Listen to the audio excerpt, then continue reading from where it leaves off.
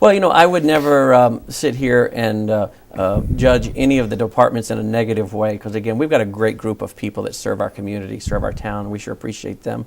I'm obviously very passionate about the police department and the fire department because that falls into emergency services, first responders, again, fulfilling the limited purpose of government, security and protection, which our founding fathers wrote about again and again. So, I want to return our police department to 100%, to combat rising crime.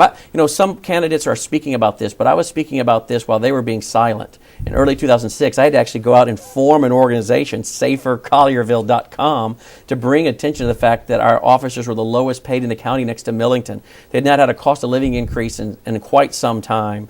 And we were losing officers. We lost an estimated 30 officers in 3 years. So I know it's a popular thing for a lot of people running for office right now to talk about fire and police and security, but I wish they would have been talking about it in 2006, that I wouldn't have had to been required to start a local organization, pass out thousands of flyers, take out ads in the paper, build a website, and bring standing room only to the town hall in May of 2006. So I know it's a campaign issue for some folks. For me, it hasn't been a campaign issue. That's why I got into this race, because I knew what I was paying in property tax. I ran into some of the officers in town. I heard about what was going on with the lack of police on the street, the turnover, their lack of increase in pay for some time, their pension, which greatly need to be fixed. And being a conservative, knowing what the limited purpose of government is, security and protection, I thought this is not right. It's not right by them. It's not right by the taxpayers. So I started that organization, SaferCollierville.com, and we were able to get them a small increase. We were able to get their pension addressed.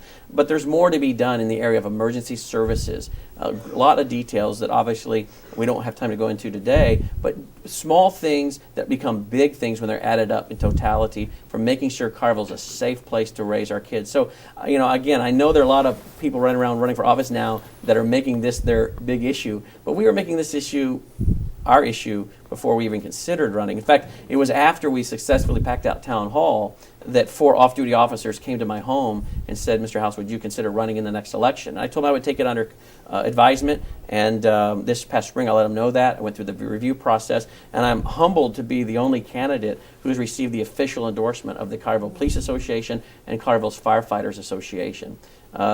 Some other candidates have bemoaned that these are little associations that don't really matter, but that's not true. These are not small associations, and many of the fire and police are members of both of those associations. And I'm really honored to not only have their endorsement, but to call many of our firefighters and our police officers personal friends of mine. I know them and their families. They know mine. They spent hours in our home.